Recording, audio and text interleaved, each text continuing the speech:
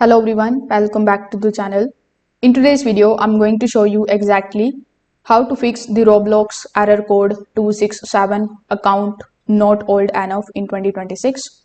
So this particular error happens when a game has an age or account restriction. So some Roblox games only allow accounts that are a certain number of days old. So the most reliable fix for this particular problem is to simply wait.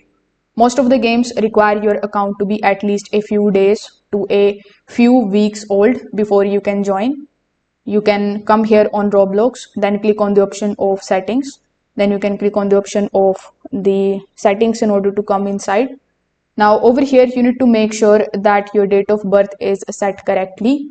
If your account is marked too young, some games will block you. Now you can also try a different game. This issue is often game specific, so you can try joining another game.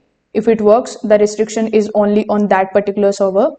Now, if you are using a newly created account, you are more likely to face this particular error. So using an older account usually solves this problem. So you can try these fixes and see if it is working. If this video helped you out, make sure that you like this video and subscribe to the channel. Thanks for watching.